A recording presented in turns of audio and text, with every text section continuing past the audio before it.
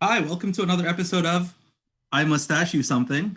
I have the pleasure of torturing Father Daniel Habib today. Um, he was the first person in the continental United States at whose house I celebrated the Feast of the Resurrection. Do you remember that? Yeah, actually, I think I do. So I had just moved to New York, and we were living in Queens at the time, praying with Abuna Mina in Brooklyn. And your parents invited our family to come to your house, and you and I played chess. I And remember the chess. yep, you were in sixth grade, and I was in fifth grade, if I remember. Right. So he and I go further back than he cares to admit. Uh, and he has had a more profound influence on me than I care to admit. Uh, and uh, I've told him this before um, that there's things that he said to me in the past that, like, till now I'm still learning from. And one of them is a conversation we had. Oh, are we getting? I think we're getting like past 15 years, like closer to 20 years, which is really awful. Yeah. No, no, I think it's probably more than 20 years. Yeah. Where he we were talking about like what makes somebody Coptic and what makes us Orthodox, and he said something that stuck with me, which is everything goes back to the liturgy. And one of the things in these series of conversations that has been a running theme is this Coptic identity and this Christian identity. And I think there's a lot of things, like, people seem to bring up Molocheia a lot, but when we talk about being Coptic, it's like, oh, you got to eat Molocheia, and it's like, yes, I agree, and you should be shunned if you don't eat Molocheia. Um, and you know, pairing out what's essential is a process, and it's something that we're figuring out. So, welcome, Abuna Dan, Father Thank Dan. you. How do you like? What do you prefer? Do you prefer Abuna Dan, Father Daniel? Because I noticed that with Abuna Sam here in Boston, it's either Abuna Sam or Father Samuel, but it's never Abuna Samuel or Father Sam. I don't know. Like, do you feel like you have, or is that No, my brain? it doesn't. The title itself is kind of problematic for me. Just you've been to Catholic, you're at whatever Boston College, and I'm in the room with like a bishop, and they're like, there's Tom over there, or there's Jeff over there, and but the second you start throwing around titles, everybody's like, well, I could throw around my title if you really want me to, and it becomes this like, this like, let's just put titles to the side. I don't pay attention much to the title. It's something that just reminds me of what I have to do, and so either way it comes, it's a heavy weight. So I rather be called Dan a lot of times by my neighbors. I mean, Evangelos actually said the same thing. He said he was talking to the youth, and he was like, you know, you guys think that, oh, because I'm a bishop, um, I must have this X, Y, or Z. And he was like, the only thing that I have is a daily reminder when I get dressed in the morning of the responsibility that I have. So that reminds me of that, and that I think that's not a common perspective. So where does that other perspective come from? This sense of formality and sense of deference. It's you can't force somebody to call you father. You know what I mean? Like you couldn't. I mean, look, we just had the 45th president. People weren't even wanting to call him President Trump. They just called him whatever. You can't force somebody to call you by a certain title. And I believe that it's my ability to give, it's someone's free will. So, if I'm introducing myself, especially to a non-copt, but even in if I'm giving a meeting, right? And I'm to a new bunch of Coptic people, I can't say my name is Father. No, my name is Daniel, and my title is Father. If you want to call me Father, go ahead. But I've even had Coptic Christians that they're maybe they've taken some time off from the church. They don't like it. They've been influenced by evangelicals or who don't like that. They take that verse, "Call no man father," and it doesn't bother me. It doesn't affect me at all. I think it's important for me, especially, to strip myself of anything that I can boast of or be proud of. I can be proud of my marriage. I've been married for 13 years today. You gave me a card. Yeah, you gave me a card. That's I remember. Do you remember the card you gave me? I don't remember what Okay. I did this I morning. think I'll tell you the card after this. It was funny. It was Mina Masiha funny. So and my kids, but I haven't accomplished. I mean, you think about the priests that we grew up under. They're still going, and they accomplished more on their first day of their priesthood than I have in the last several years. So it's something that it's a lot of work and it's a lot of responsibility. So um, I'm not, what's the word I'm trying to say? It's not a title I force people to call me. So Abuna or Father. It's nice when I have Americans. The Americans always come into church. They love Abuna. They like to say Abuna as opposed to Father. So you bring up the cross of the service and the constant feeling of inadequacy that uh, you know imperils us all. I think we always feel, we want to do so much more for the church, and we want to do so much more for our community, and we feel like um, we're never quite um, keeping up with the expectations that we have for ourselves. And anybody that is listening to this that knows you, you know, um, would hear what you're saying and say, yes, that's that's very nice that you think that way, that you feel that way. Oh, I haven't done anything. Meanwhile, like people that are friends with you, people that have served with you, people that have confessed with you have benefited from your service. So um, Any one benefit of is honestly any and this is another thing. Any benefit is strictly the work of God. Where Paul planted, Apollos waters, and God gives the increase. So that has really that can't be factored into the equation. Like you know what I'm saying? Like that can't be something that you use to evaluate your service at all. Just saying, that's just something that anybody who's has read the gospel will know that. And I don't know where we um, forget that, because I think it comes from a good place, right? There's good intentions in saying, I want to feel like my service is meaningful, right? And when we find meaning in our service from what we quote unquote accomplish, and we find desolation, and we find um, disappointment in our service when it doesn't meet our expectations, or we're not able to do what we were hoping to do to help the community, right? There's a personalization of that. So can you speak to what we can do to have the same zeal for our community while at the same time not making it about us?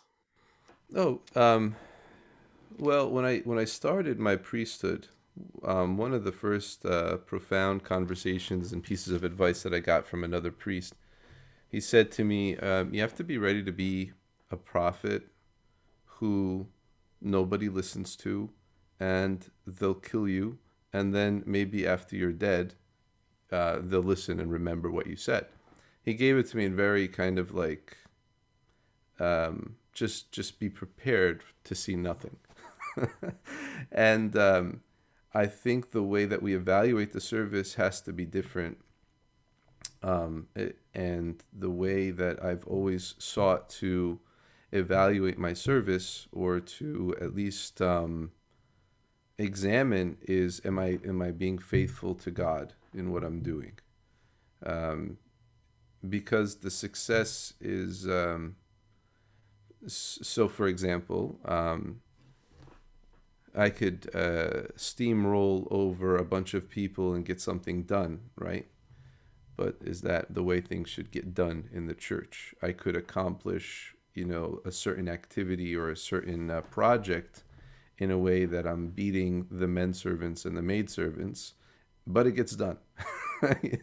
And unfortunately, I've seen that the beating the men servants, maid servants kind of approach to service, and those servants will have a great reward in the kingdom of heaven.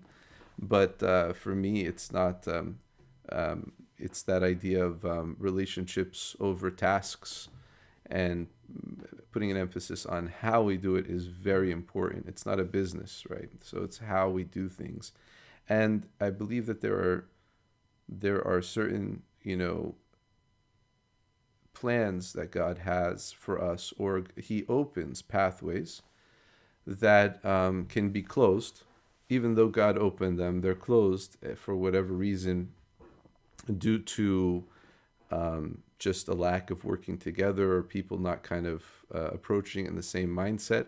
And it just becomes like a group project where, okay, like when you're in eighth grade and you realize that your group is a C group, and that the best you're gonna do, even if you do all the work, it's not really a group project. You might get the A, but if it's a C group, you just got to submit to that. This is the best that this group is gonna do.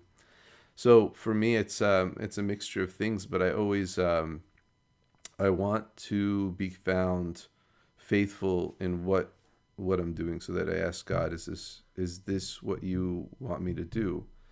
Um, and it's hard to kind of come back to that. I think I might have been having this conversation with you, where I was doing some sort of setup in the church, and I was doing it with pleasure. I loved it. Um, and you reminded me, that's not what you're supposed to do. That's not what, a person who goes and studies and is a pastor and should be doing other things. You have to find what only you can do and do it. You have to do that. From that I said, and I have to do that faithfully and honestly. There's the job of the priest, and there's the job of others, and it's all mingled together. Unfortunately, when things do fail, the priest is the one that his head is on the chopping block. But at the same time, that's it's not a typically it's not bad. It's unfortunate, but it's not the worst. How does that fear play into the discipline of knowing the outline of what you really are called to do versus what you feel sort of tempted to do? I don't know. It's tough. It's just a constant reexamination, I think, of the service and the ministry, and I don't think it's necessarily bad for a boss to do the same work as his employees, if we want to use those terms, just to know what the employees are going through or dealing with. Um, but it's bad when the boss has no one else to rely on. Then it's like, um, what's wrong with this production, right? Or whatever it is, like, you need to train people. You need to be asked. You have to give, like, a priest has to give the opportunity to others to make sacrifices that are reasonable. Instead of saying, oh, instead of that person doing this or that, I'll do it. Like, and that's, I think, maybe one of my problems is I don't like to ask for frivolous things or trivial things, and at the same time, um, I forget what it's like to be a servant, to just be like, yeah, I'll do this to help out. I'd like to do X, Y, and Z. And I think, uh, and the other thing is, I don't want to just be sitting high and dry and just having everybody else do it. I like to be somebody who rolls up my sleeves and does the work too. So I don't know if I am answering your question. I think, I mean, this happens where, I ask a question and whoever I'm talking to answers a better question. Where, I was um, following a different thread of you as a leader um, being tempted to do things out of fear and saying, well, if it doesn't get done, then it's going to reflect poorly on me and on the institution and the congregation, and therefore I must do it. But you answered a better question, which is upstream from that. Why isn't it getting done by someone else? Right? Why am I in the position where I even have to consider that? Right? Why am I struggling with, you know, uh, who does X, Y, or Z for our community when someone else should feel empowered, when someone else should feel responsible for this thing, so that I don't even need to think about it. So, following your train of thought, which I think is a more valuable and helpful train of thought, uh, how do you empower people, and how do you put yourself in the position as a leader who encourages people to take ownership of things, so that you're not left with this, guilt slash fear slash responsibility of who's going to do this? I think the easiest way is when things start out organically, right? Like when a couple gets married, has a kid, buys a house, all the tasks begin to mount up, and everybody sees the tasks and knows the tasks and then takes ownership of the tasks.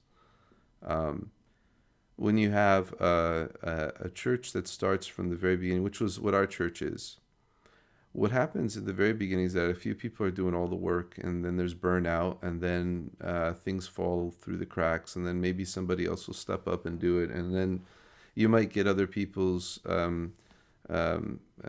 opinions and say, oh, well, that's not really what we were intending from the very beginning, but at the same time, nobody else is really doing anything, and there's this kind of this organic growth somehow falls um, away, and then it just becomes specific tasks with definitions, and nobody sees the vision or the goal or the direction. If that makes sense. I don't have a solution. I think, I mean, I don't like, but I feel like sometimes failure and things falling apart is a good encouragement for people to step up and to do things. Um, and sometimes it works, sometimes it doesn't. And I have to be, as a priest, I have to be comfortable saying this is the best that we can do, and this is the fastest that we can drive this vehicle, and this is the furthest we can go with it. If that makes sense. I think that there are better priests who know how to manage. I think management is really important. Um, Helping people feel ownership in the project, ownership in the church. But COVID has been um, really difficult because the priest is the point person now. Nobody else is going to liturgy every other week or every week even. And so, and everybody's got, we're sick and tired of Zoom meetings. I'm sick and tired of WhatsApp groups, right? I have like 1,000 that I'm a part of. And emails are like obsolete. Nobody, I don't, if I read an email, it's like a major inconvenience to me. So it's like, but I send you lots of emails, so I'll uh, keep that in mind. I'll just start a WhatsApp group. right, that's even worse. A WhatsApp message that's like more than 5 lines is like, I don't have, you feel like I don't have time for this. But having said all that, I also think that if a priest is praying about it and has eyes on the kind of service, praying about it in the sense of like, God, like let's please send me this right person. You find people that come from the people that are not the main group, right? There's always the main group.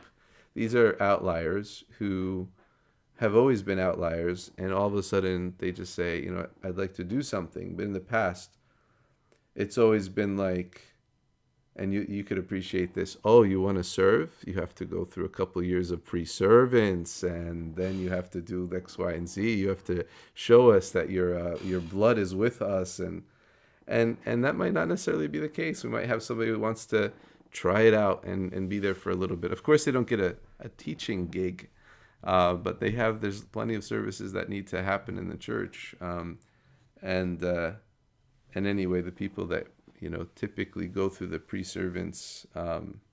Never mind, I'm not going to go down that route. But you get what I mean. I mean, there are people that are there. There's like, high schoolers, which you would never think could do something, that just got their license, and they're able to drive around and do and be instrumental. I've often heard it said high school and college are the life force, or the power in the service, right? And that's a beautiful thing, to make them feel like they're part of the community, which is a very important part of education in and of itself. How do you how do you assess that? Because I think one of the challenges is that, you know, there is a natural tendency for our youth in high school and college to go and explore and to try to see what the world is like outside. And it's not, at least in my opinion, it's not our job to chase them down and say, listen, you're the life of the church, you have to stay, right? But how do you keep it as a safe home base and a welcoming home base that they can always come back to, or kind of bounce back and forth and go explore a little bit, but say, okay, I always can come back home, because my church will always accept me regardless of what I see or what I do out there. There's, either a path to come back and share the good things that I've seen, or repent from some bad things that I've seen. Yeah, aside from, like, sex, drugs, and alcohol, and the things that people go out to explore, what I sincerely believe in my service towards the youth in the college, and I hope I'm not wrong, is that what so many people in our society, all the people that are kind of living their life and having fun, what they lack at the end of the day is community. They don't have, like, I was playing with my kids at the pool, and I was talking to one of my neighbors, and they know I was a priest, but they're like, he just said casually, yeah, we're not raising our kids religious at all. And one of the things I was just trying to, connect them with, and just like, your kids, they should belong to a community. They should belong to something that they feel is they're a part of, because without community, there is like some serious loneliness that we can't overcome. I remember saying one time in the sermon in the Makar, I said, there are people that leave here on Sunday, and they don't talk to anybody until they come back the next Sunday. And I was saying it, not having any hard facts. I was just kind of saying there are people that are lonely that need to be asked about. But somebody came up to me after and said, "Bueno, that's exactly what happens in my life. I leave, I drive out of here, talk to no one for 7 days or 6 days, and I come back, and this is where I see people." So the kids, I'm trying to build this community and trying to tell them this community is very important. Um, they're going to do things that don't align with this community, and then they're going to have to make a decision, right? Um, do I want to be part of this community, or the things that I'm doing that, there are other friends and gatherings and people that will encourage them in a life of a frivolous life of pleasures, but they all go away eventually. They don't remain. You don't have people in their 40s and 50s going strong from high school or college in the same lifestyle, doing the same thing. It's I mean, I've never seen it. Uh, so the idea is that this is a community, and by the way, um, our teachings and our beliefs are what's going to strengthen you against all the issues that are out there. I speak a lot about depression, even though I'm not a psychiatrist or psychologist or have any background in it, but I believe that the tools that are in the church are tools that are beneficial to the youth to help them avoid depression and loneliness and a lot of these other kind of popular issues that are happening today, especially under COVID. I feel bad. I'm not saying like, I'm not necessarily saying um, the obvious, like, Jesus Christ is Lord, and we should serve Him, and all the good news of the gospel. But the good news, I'm trying to deliver it in a way that at least relates to them, and then they'll see. It's a come and see type of approach where just and keep coming and keep seeing, and then I believe that God works in that way within the hearts of people. So I don't worry ever when a parent says my son has gone off this or my daughter has gone off the straight and narrow, because I also believe God, and this was taught to me, and I've seen it in my very short priesthood, that people come back. God gives everybody an opportunity of repentance. Whether it's acted upon or not is a different story, but God does not leave anyone without that opportunity. So it's just for us to keep praying. And I try to maintain good relationships with all the youth, which has been a benefit. Instead of me kind of pushing the parents' agenda early on, I say, look, I'm always here for you if you want to talk. And they have my number. And a lot of times it's worked, and they've come and they've talked, and maybe they haven't completely changed their lifestyle, but at least they have a connection with the church that's always there, and they know they have that community that they can come back to, and that that priest who's willing to accept their confession, even if it's not the last time that they go off the straight and narrow. So it's at least that's my approach to the service. If that approach were different, hypothetically, where um, again, out of fear and out of concern and out of good intentions, you follow that rabbit hole of, okay, if they keep doing this, then X, Y, and Z, catastrophizing, generalizing, and putting yourself in a position where if you don't get them today, right now, then we'll never get them back.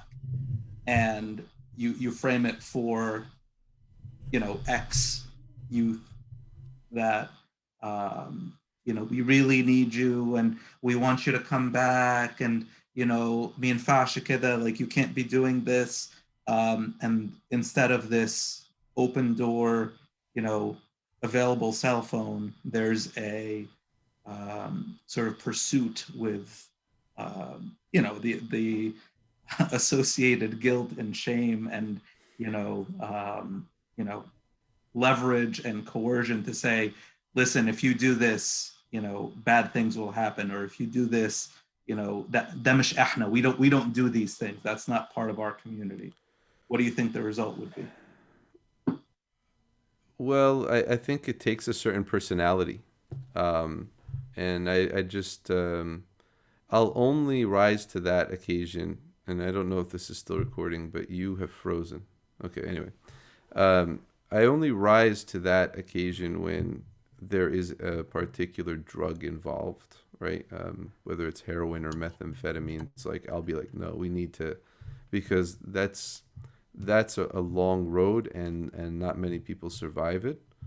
But if it's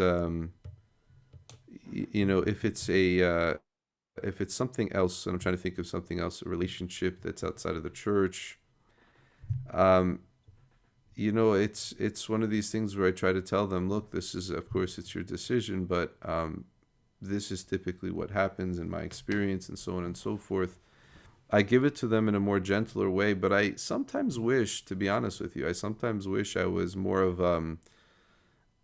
more passionate, more convincing. I mean, I sucked as a lawyer, right? So I feel like and anytime I try to do any type of lawyer things, I'm like convincing or coerce or convincing somebody. I'm terrible at it. And it's funny every time someone gives me a message like, "Go talk to the Metropolitan about X, Y, and Z," and try to get Tim to say yes or no to something. I'm always lousy at it. And I'll be like, "Nah, he said no." They're like, "Did you say this or that or whatever?" I was like, "Yeah, I don't know. I didn't really know what to say." So it's this thing with unfortunately with youth. I'm like, I tried, but I think they'll be okay, or I think this will just they're just gonna go down this road, or and to be honest with you, I can't step in on year 17, right? Year 17, I enter the picture and try to talk and undo the last 4 years, the last 5 years, the last 7 years, whatever, um, of just bad education, right? Or a bad, experiences, right? So I'm trying to give them hope of a better experience, but at the same time, all the problem has always been they haven't experienced God, right? And when does a person experience God? We have to create those opportunities, and we create those opportunities um, when there are like kind of holy gatherings, liturgy. Of course, it's not about a priest's voice. It's not even about the sermon. I mean, the sermon is important, but it's really about God opening up the person's heart, and that happens, and it takes time. And then the meetings that we have, the meetings are the hope. We hope that somebody will be experience God in those meetings and those practices that we tell them to do at home, whether it's reading the Book of Hours, the Psalms, or reading the Bible, or spending some time in prayer, or going on retreat, or doing some act of service for somebody else. All of that is so that the person can experience God. Um, I, um, I think that's what we're lacking. We're lacking experiences. So going back to the point about community, that's where if it's only about community, then we have a problem, right? Then because the community is not it's not just about feeling you're part of a community, but on a deeper level, I feel part of a community even though I have problems with some people in the community, or I feel part of the community because the community is the people of God, which is another level, and I want to be part of the people of God. So there's no silver bullet, and everything has to work together. And getting and that includes parents, right? So parents have to be part of the equation, that they're working together with the priests and the servants and the church. Has to be a good liturgical experience in the church. Has to be good substantial meetings in the church. Has to be good conversation even at the agape meal, or at this time of socializing. All of that has to be a good experience. So there's all these components that are working together. One priest was joking, and he said one of the most important things a church needs to do is have a clean bathroom. Because if it's the first time I'm coming into the church and there's no toilet paper and the floor is disgusting, and that's how they treat the bathroom, that's then clearly these guys have different priorities or different aspirations than I do, and it's not very welcoming. So anyway, there's everything's got to work together.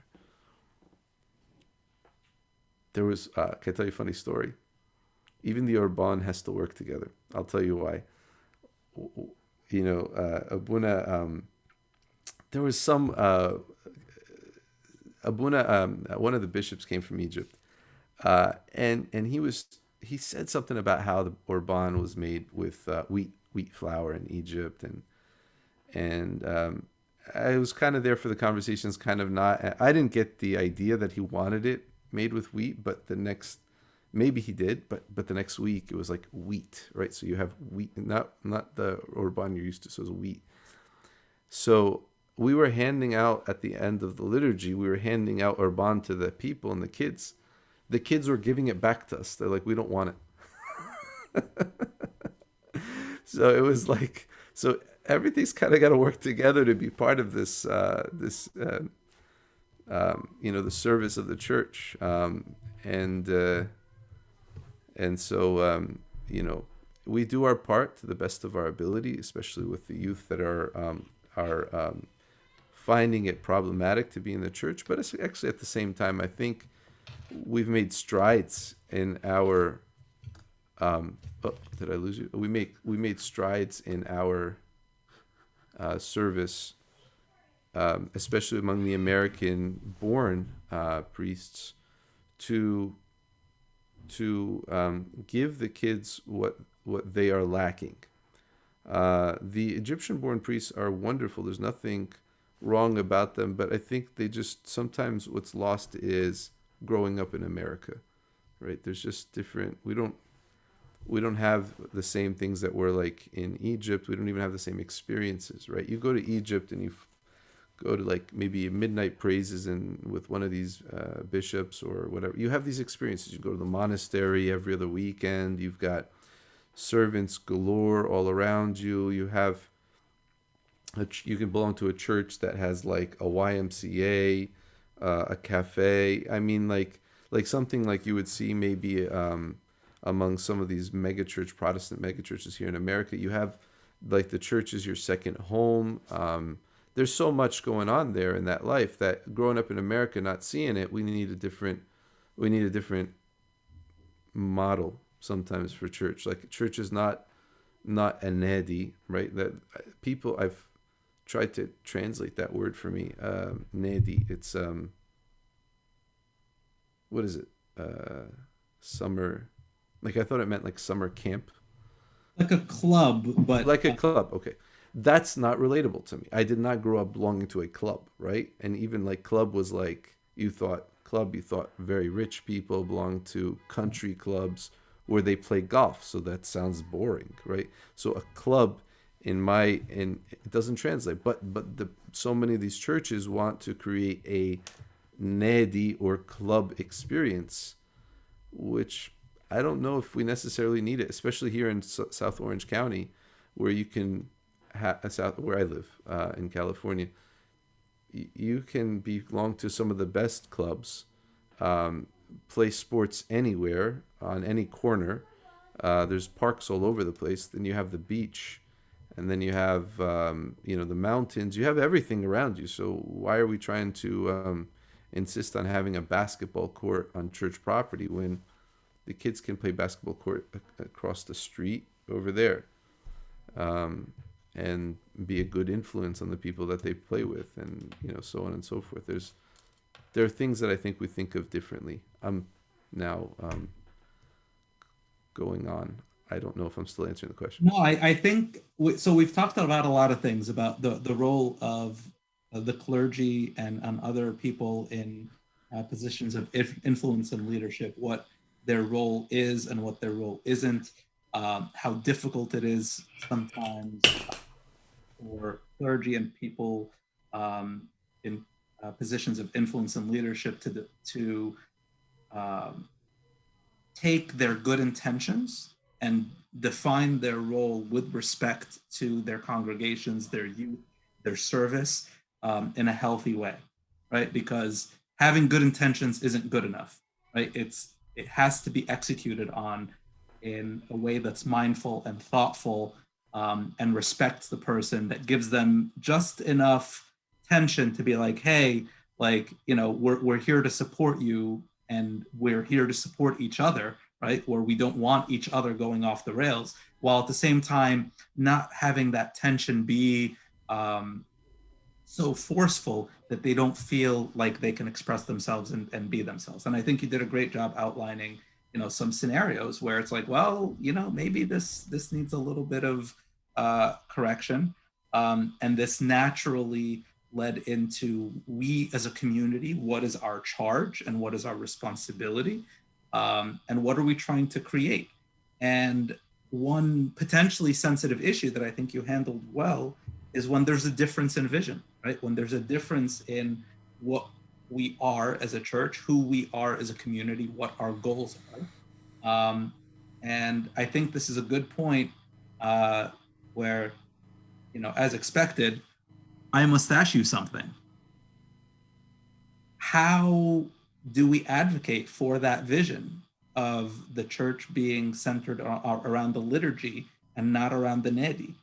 Like how do we um, progress in that the direction where we reimagine our Copticness, our identity as a faith community outside of a place in Egypt where everybody lives within the same 4 square blocks, and the servant can pick up the kid on the way to church to go play ping pong or soccer or what have you. How do we take that community and that identity in Christ and translate it into a different world? Um, it's a tough question. I've in my PhD dissertation writing, I was thinking about writing about Coptic identity for a little bit, and then I realized a lot's been written on it, and I'm not sure that there is. So here's the thing, right? Coptic identity within Egypt is one thing. Coptic identity outside of Egypt is a different thing, and manifests itself in a different way, and not necessarily in the same way. So that I can't, so I can be a Coptic Christian in the United States, go to Egypt and feel a bit out of sorts, and vice versa, right? Where you can come from Egypt, especially let's say if you were to come to one of the more American parishes, and feel like this is lacking the same feeling of Egypt. But if we want to get to the heart of it, Coptic identity, if you want to get like academic about it, I don't think many people understand their own Coptic identity. So my priest growing up, and I've kind of taken on the same line, I would say stuff like, if you haven't read the life of St. Anthony, you're not Coptic Orthodox. If you haven't read on the Incarnation by St. Athanasius, you're not Coptic Orthodox. That's, of course, I mean, it's funny, but it's like assuming a person can read and assuming a person has the capacity for that. But it's pushing people to being Coptic doesn't just mean you go to a Coptic church that has that label Coptic on the outside, but there is a history to us that people should start taking ownership. It's not just that we were persecuted by Muslims, or Council of Chalcedon went sideways on us, or we eat ul-es on the Epiphany of our Lord. No, or even that we use Coptic language. I think the Coptic language, and that's another thing that's very misunderstanding. That's a big misunderstanding, I think, among so many of the American Coptic Orthodox churches, is that they're trying to get away with culture, or get rid of culture, and they've thrown out Coptic. But Coptic is an identity of a people. When we're in a church, we belong to a history of people, and it's not that; it's simply a language. Any conquering society that wants to conquer another society, if the French, for example, came and conquered the Americans or the British, right? They're going to say, stop using English and start using French. It might not work out for this generation, but in a couple generations, they'll forget who they are, right? And they'll want to be who we are, French. And that's how you destroy a culture, and that's how you destroy a people. So getting, accepting that willfully is not in line with our understanding of what it means to be of our Coptic identity and our Coptic heritage. But having said that, I think we struggle with this idea of Coptic identity. And when we come back to the liturgy, at least we get our theology. And when I say liturgy, I mean the midnight praises as well, morning, evening raising of incense. The Synaxarion is included, as although I have my problems with that. Some of those stories. The other thing is the reading of the Agbeya, the Psalms, just that simple, those simple little tasks. I think for us, when we understand our Coptic identity, B, we'll realize that everybody and anyone can become Coptic because we're a universal church. And C, we'll realize that what we have to offer is unique to the United States in terms of religious experience. It's not unique because of the tunes, it's not unique because of the language, it's unique because of the spirit. There is a spirit of a monastic spirit, the spirituality in the Coptic Orthodox Church. Like if I see spirituality in other books from other faiths, I'm generally surprised because most of the time I don't find it there. However, if I don't find spirituality in a Coptic Orthodox Church book, I am surprised as well. I'm like, well, that's not really, kind of the nature of, and I'm not just talking about spiritual books. Spirituality and theology are go hand in hand. On the Incarnation is called a spiritual book because it speaks to the spirit, as well as and body, soul, and spirit all together. So I think we're struggling, and this is one of the tasks of our generation, is to figure out this Coptic identity in a way that we're not doing any injustice or disjustice or whatever to the past, but we're being faithful to the gospel here in the United States. Coptic identity, not to hit on a hot button topic at the end of the talk, is not January 7th. That's not Coptic identity. Sorry. It just so happens that we celebrate on the 29th of Kiak, and it lands on January 7th. But if Christianity started in the United States in this day and age, I don't know. We wouldn't pick January 7th. We'd pick December 25th. And I think that's where we have to be kind of courageous and open and honest about what are we doing here. Are we just trying to make little Egypts, little Coptic churches here, or that are coming straight from Egypt, and we're just sort of embassies, or are we spreading the gospel? I mean, if we're gonna go there, we have to open the door, and I was ready to wind down, but like you said, like you're just dropping a bomb right there at the end. I think there has to also be consideration of other issues that out of fear and out of conservatism that is well-meaning, right? We don't want to confuse people and, if we change Christmas, then what else are we going to change? It brings in questions about, the role of women, about the I'm just going to come right on and say it, the communion, the 40 days and 80 days, and all of these other issues that come along with this is the way that we've always done it, and we're holding on to certain things that are peripheral, things that are related to how we practice our faith and how we have done things in a certain cultural environment that may or may not translate. And if we have a good reason, if there's like a theological reason, or if there's a faith-based reason, and like you said, if we were going to evangelize today, and if we were going to make a decision today, how would we make that decision?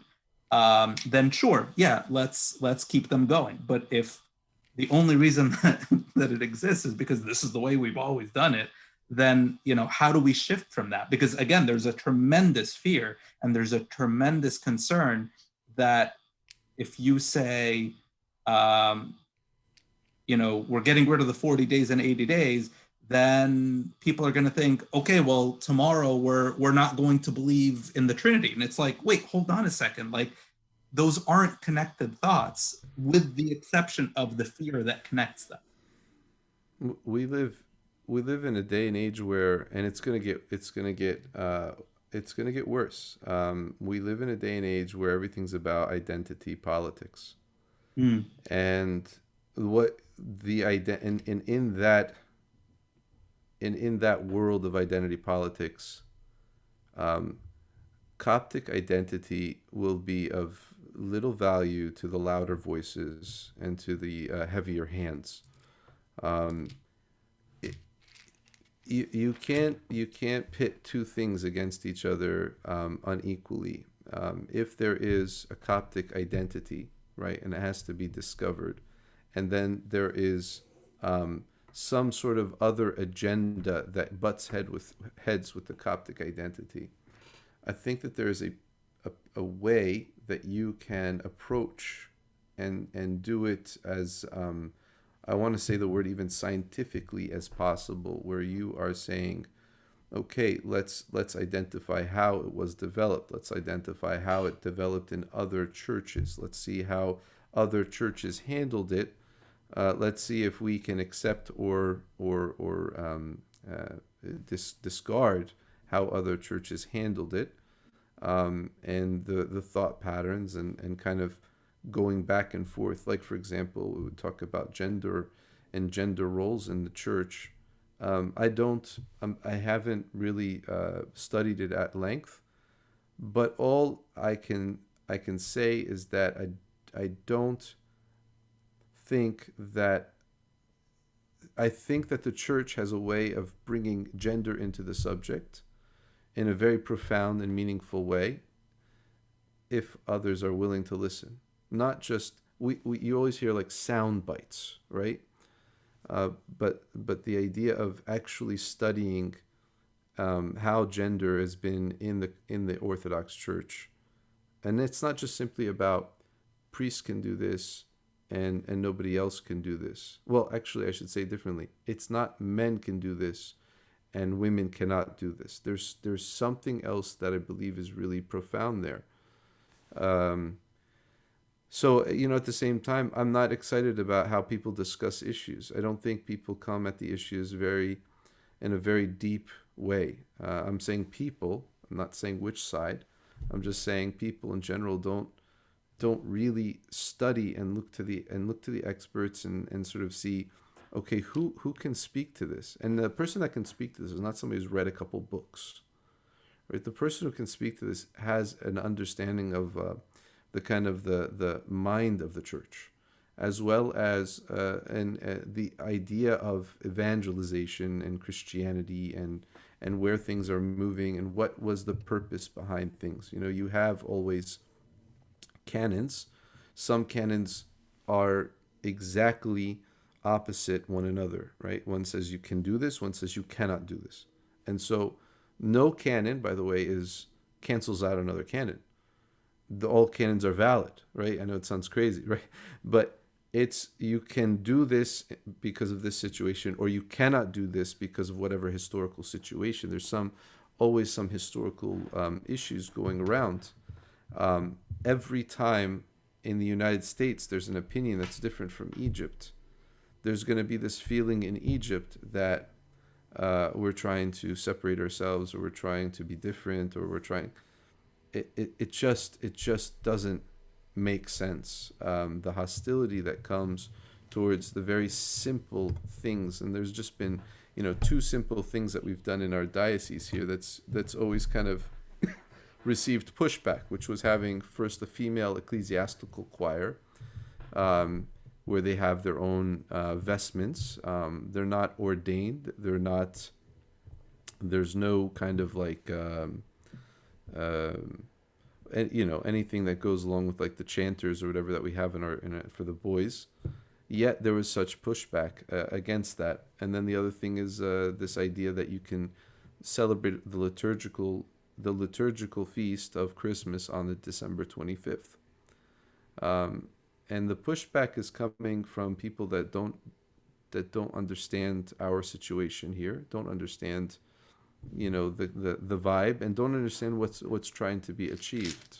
You can always think about things in a negative light, like they're trying to change things, they're going for whatever egregious sins they want, to turn the altar into I don't know, some sort of club or bar, or whatever ridiculous thing that comes out, which is just that it's that fear mongering that we see in so many other areas of our life, that just, oh, it's in the church, and let's instill fear that this is the beginning of the end, and that this is all coming down, and this is a very important issue that we take very seriously, as opposed to, in the past, there were situations where one pope said, I'm going to cancel St. Mary's fast and Jonah's fast, and so this, that, or the other. I'm going to cancel it. He canceled it, and the next pope just reinstalled it. And it wasn't because the pope wanted to; the people wanted it to. I mean, I feel like, as advanced as we are, we're not even regressing, because people back then there was a flexibility and there was a diversity. Can you imagine that there was a diversity even in the month of Kiach, where you had different hymns in different areas of the churches, or you had different even different fasting, where you had people fast in Upper Egypt a different way than in Northern Egypt. It's that diversity was not something that we should have cracked down on, but we should have analyzed it a little bit more, instead of burning the different books and burning the different liturgies and burning the whatever. Why don't we see what was going on here?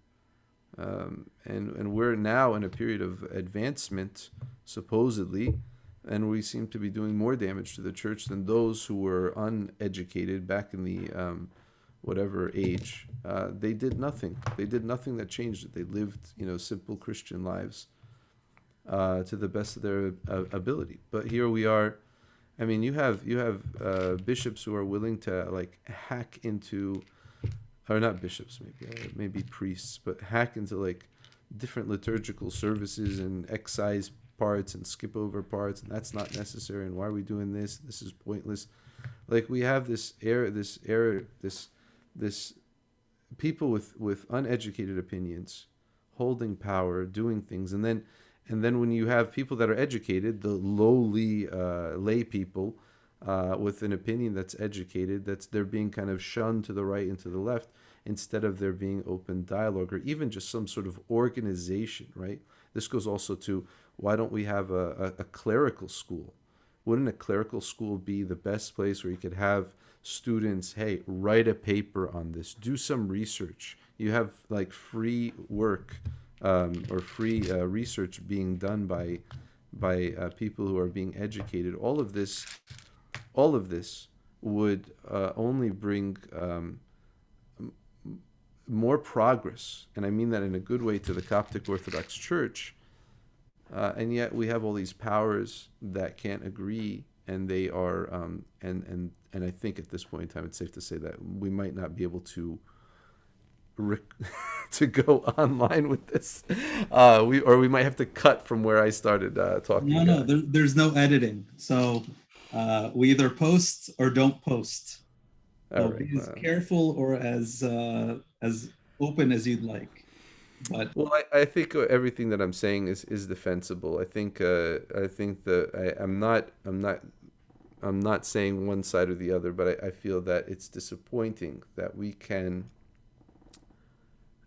be a church that is alive and active in the place that we are trying to find ourselves taking root, and being alive and active means that it can't just be business as usual, right? You're not going to have the feeling and the sense of the Coptic Orthodox Church here in the United States exactly as you would find it in Egypt. Just like you won't find the spirit and the feeling of the Coptic Orthodox Church in a cave in the middle of the desert where you're celebrating liturgy, as you would in the cathedral in Cairo. There's a difference, and there's a difference of experiences, and there's also a difference of service, right? And when we are said that we are rightly dividing the word of truth, um, there has to be some freedom and flexibility to be able to do that in a way that is honest to the situation that we're in. Um, and there's a lot of pastoral issues that come up when we cannot make strong when the hierarchy can't sort of say this is the rule or this isn't the rule. We find ourselves in a situation, and we always have to take permission from our own bishop when we deviate. But we ask, and there's just so many pastoral issues that come up that we have to take seriously, and it can't just be so. A pastoral issue would be like, okay, like there's an exception here or an exception there, and I think that more importantly we need to see about how to systematically give freedom for the Coptic Orthodox Church to serve in the place that it's serving, in a way that we're not doing damage to our Coptic identity, but at the same time we're not slaves to a pattern, or just simply slaves to a this is how it's always been done. Although it is good to do as it has been done, but to understand how anybody who says the Coptic Orthodox Church is practicing in Egypt the same way it was practicing 500 years ago has not read one history book about practices in the Coptic Orthodox Church. How things change, why things change, whether it was good for something to change or not, it's for history books will be written about that. But sometimes things were overchanged and we're trying to change it back. Some things were underchanged and we're just trying to tweak it a little bit more. But for the most part, I think we cannot fear or have the sense of fear that we are first off, we're too big to fail, so let's just keep doing whatever we're doing. Or the opposite is, if you change one thing, you're changing everything, and it's all going to fall apart, right? Like, it takes a serious work of education, and we have shot ourselves in the foot, starting with our clerical school, or lack thereof, of a formal clerical school. And it's good that, yes, here in our diocese we have one, and elsewhere there are ones, but there should be a prestigious clerical school where we are pulling in all of the scholars that we have that have studied, and we're utilizing them, not just you have a pocket here, a pocket there, a pocket over here. And then all that trickles all the way down to Sunday school. Sunday school being the other project that really needs experts, and it's been getting a lot better. It's been getting a lot better, but the one key element that I would say is missing is that I think all head servants, who really should be taking this job off of the priest, all head servants should have a higher degree, whether it's in education or it's in theology. Probably religious education would be a good place to go, but they should have a higher degree in that. And having a higher degree in that, they know all aspects of education within the church and not just Sunday school. And they try to see how Sunday school fits into that, and the other aspects, whether it's service or the liturgy or fellowship or whatever, all of it working back nicely into the Sunday school model. The Sunday school model can't just be K through 12th grade. Sunday school, like education in the church, has to be lifelong, and that culture has to change in the church as well. Which means what, Mina? Which means if I am a priest of 60 years experience, I still am part of that lifelong learning, right? Where I can't say, I've learned enough, that's it, I'm not going to pick up a book or educate myself on any topic. You were talking about, the 40-80 or communion issue. That was an issue in every church, including the Catholic Church, from my understanding, up until the last century. So it's not like we're so ages behind, right? Or we're so in. It was a. I don't want to say. So I'm using the word. It was a law throughout, right? And what I fear is implementing a law without understanding the purpose behind it, or not implementing a law without understanding the purpose behind it. Right? There's two problems here that we have to get the purpose behind any law before we make a decision, which people say we're only following this law because it was a law, or we are only following this law because Hippolytus made this law, or we're only follow, and then we go back to the Jewish teaching, and ultimately I think what needs to be is a instead of doubling down one way or the other, there just needs to be kind of a pause and say, how's this law affecting people, right? If we were to say, you know, look at the law of like Wednesdays and Fridays, right? Fasting Wednesdays and Fridays, the law. You have to fast Wednesdays and Fridays, at least for a priest. But imagine if that was a law that was in the books for everyone, or we try to implement it during Great Lent, right? You ever hear a priest say, if you're not fasting, you can't take communion? How does that rub off on people? And what's the goal of that? I can tell you the goal is about being part of the community, being part of the, you're part of a community. And so everybody's doing this. So we're all rowing at the same pace at this way. And but if somebody says to me, I cannot fast, I have medical issues, what do you think I'm going to do? Excommunicate them. Yeah. I'm gonna tell them, hey, I'll give you communion in your home, right? No, there's nothing. What am I gonna do? Cut them off from the body of Christ because their body physically can't do that. So there's a lot of parallels here, and I'll tell you. Okay, another thing, and this is it. The logic and the mentality and the Western educated mind is different from the someone not educated in the Western mind. Now that's good, bad, indifferent, however you want to look at that. That's just the nature of the beast now.